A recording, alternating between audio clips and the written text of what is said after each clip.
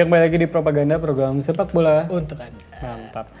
Kak, striker itu kan macam-macam ya. Betul. Ada striker yang kalau misalkan kayak Filippo Inzaghi, dia yang dikenal dengan rajanya pengalih offside gitu karena dia suka diem di depan. Ada juga Chicharito yang dia bisa mencetak gol dengan cara yang aneh, Kak. Yang sudut yang aneh dan cara mencetak gol yang aneh gitu. Nah, kalau yang sekarang kita ini bakal ngebahas salah satu strikernya Jerman. Yang mungkin jarang banget di notice lah ya. Iya.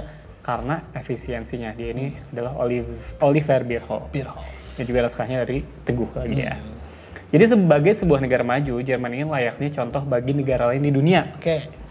Kemajuan mereka di berbagai bidang kayak teknologi, ekonomi, industri manufaktur, dan tentunya sepak bola, selalu Jerman ini jadi pemimpin. Betul. Ada satu yang menjadi kata kunci ketika kita membahas Jerman, yaitu soal efisiensi. Jerman selalu lekat dengan stereotip masyarakatnya yang efisien. Ternyata itu bukan sekedar stereotip belaka. Statistik dari OECD, ini Organization for Economic Cooperation and Development, mencatat bahwa orang-orang Jerman itu bekerja 256 jam lebih sedikit dari orang Inggris. Apa artinya itu Bang Messi? Wah, berarti ya mereka bekerja secara efisien. Oh, bekerja secara efisien. Betul, tidak perlu lembur, yang penting kerjaan beres. Yang penting kerjaan beres. Betul. Iya. Bisa disimpulkan sendiri ya, di mana di antara kedua negara tersebut yang ekonominya lebih maju, memiliki masyarakat yang disiplin dan unggul di bidang industri. Iya, benar. Jadi nggak harus rapat tuh lama-lama banget. Yang penting efisien aja gitu. Apalagi kalau bisa nggak usah kerja tapi dibayar. Yang ini sih bukan lebih kerja efisien lagi, itu mah kerja mimpi. Nah, jadi ada arsitek legendaris Jerman namanya ini Walter Gropius. Oke. Dia ini mencerminkan apa sih arti efisiensi bagi orang Jerman. Jadi kalau dalam pandangannya, tujuan seorang desainer haruslah membuat efek sebesar mungkin dengan cara sesedikit mungkin. Dan dalam hal sepak bola, timnas Jerman ini adalah tim yang hebat. Tapi hebat ini tidak dieja dengan huruf C-A-N-T-I-K. Nggak harus main cantik untuk menjadi tim yang hebat. Betul. Para pemain Jerman ini tidak pernah dikenal sebagai para penggiring bola yang hebat kayak Ronaldinho atau penyerang yang pandai melakukan drama di kotak penalti kayak Neymar.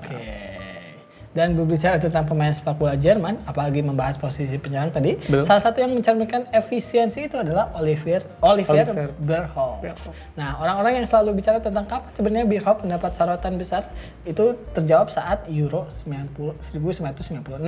Saat itu ia bermain di AC Milan, kala dilatih oleh Alberto Zaccheroni. Jadi nggak banyak yang tahu nih kalau nggak kayak striker Jerman pada umumnya yang moncer sejak bermain di Liga Jerman. Bierhoff tuh mainnya cupu aja, Kak.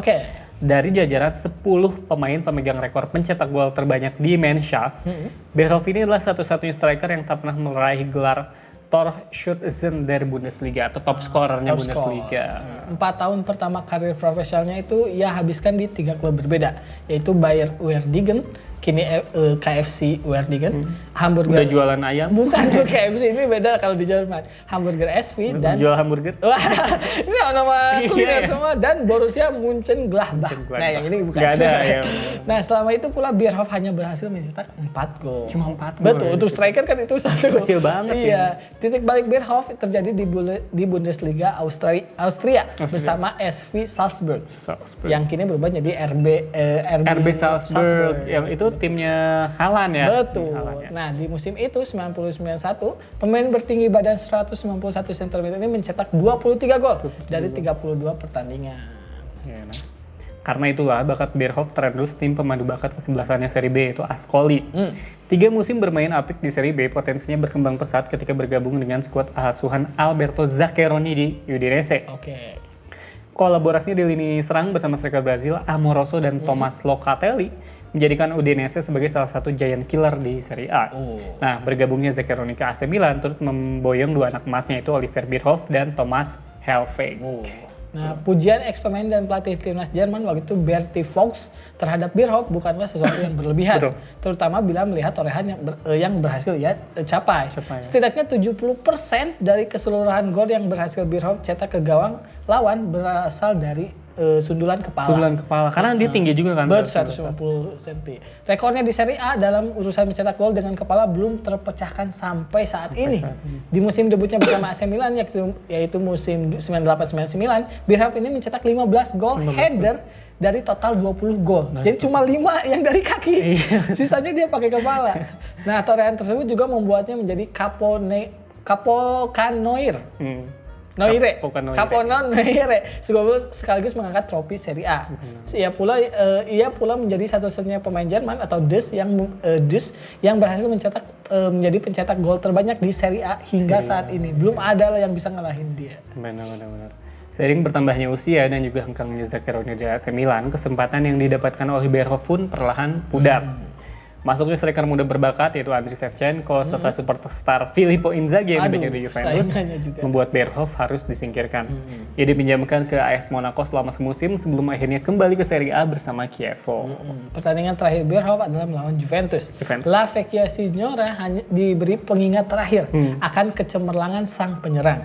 Dalam laga yang harusnya terjadi pembantaian sebelum melakukan victory lap, legenda yang pensiun itu melakukan segala daya untuk merusak pesta Juventus. Jadi waktu itu Juventus mau menang. Iya, juara. Tapi laga terakhirnya bersama Chievo ini yang menjadi penentu. Layaknya bintang rock tua yang memainkan lagu hits untuk terakhir kalinya, Bierhoff memberikan kursus dalam hal efisiensi menyerang dengan melesakkan hat-trick ke lini pertahanan yang dikawal Lilian Thuram, Ciro Ferrara, Marc Iuliano, dan juga Gianluca Pesotto. Meskipun Juventus akhirnya menang 4-3, momen itu menjadi milik seorang Bierhoff yang memberikan pesta perpisahan yang pas untuk karirnya yang indah dan layak dikenang. Betul. Oliver Bierhoff dengan segala pencapaian dan warisannya di sepak bola adalah bukti konkret efisiensi khas Jerman dalam hal mencetak gol. Bierhoff tidak perlu memperagakan permainan yang semenawan para pendahulunya seperti Gerd Müller atau Rudi Völler. Layaknya pesawat tempur. Apalagi Rudi Wawor. Wah, jadi acting dia. Layaknya pesawat tempur Messerschmitt Bf 109 pada Piala Dunia II. Perang Dunia. Betul. Perang Dunia Kedua yang pernah menjadi simbol kedikdayaan dan efisiensi Jerman dalam dua udara, atau layaknya mobil-mobil Jerman yang dikenal sangat tangguh dan fungsional, namun mendunia. Oliver Bierhoff adalah penyerang terbaik yang pernah diciptakan Jerman, efisien dan ditakuti oleh lawan-lawannya. Iya, kalau di Bandung saya ingat tuh ini Kak, Sergio Van Dijk. Dia nggak banyak satu-satu tapi ngegolin terus. Tidak butuh banyak berlari, yang penting efisien dalam mencetak gol. Cetak gol dan itu yang paling penting ya. Kalau striker zaman sekarang siapa ya Kak yang kayak Bierhoff Kak? Wah, saya sih terakhir ya yang dikenal tuh yang Mario Götze. Atau yang paling terkenal kalau saya Miroslav Klose. Yang mana Miroslav Klose juga sebenarnya kalau Jerman juga ya. Iya, Jerman yang mungkin efisiensinya tidak kalah sama Bierhoff, tapi kalau misalnya Klose kan dia hampir sempurna lah karena hampir seluruh banyak bisa digunakan mencetak gol. Selebih itu saya juga gak tahu tuh striker, karena yang jadi kritik kalau nggak salah Jerman kegagalan di kemarin, mereka tuh gak punya striker yang ini. Yang murni ya. Makanya mereka gagal waktu itu kalahnya sama Jepang juga kalau nggak salah, yang kalahnya ironisnya harus dari efisiensi mencetak gol. Justru Jepang jadi lebih efisien. Betul. Sedih. Dan jangan-jangan oh ya, soal mobil Jerman, jadi ternyata kan banyak perusahaan mobil Jerman tuh yang sekarang dimiliki oleh Cina. Wah, mereka diakuisisi oleh Cina. Jadi meskipun dia merek-merek Jerman, tapi pusatnya dari Cina. Gitu. Sedih. Itu tadi kayak pembahasan kita soal Oliver Bierhoff, yang mana dia ini efisien banget sebagai seorang striker, yang penting bisa mencetak gol, memberikan kemenangan buat tim. Itu tadi pembahasan kami, dan buat Anda yang ketinggalan, Anda bisa mengakses video ini di YouTube liga.id. Di sana nggak ada disensor, karena nggak ada KPI-nya. Jangan lupa terus menyaksikan propaganda program sepak bola untuk Anda hanya di iChannel setiap hari Minggu pukul 8 malam. Saya Alika dan segenap kru yang bertugas undur diri. Wassalamualaikum warahmatullahi wabarakatuh. Salam olahraga. Padahal kamu ditakuti ya, bikin striker yang punya kumis di sini. Kalau tiba-tiba pakai gayanya. Saudara. Pasti dikata-takuti.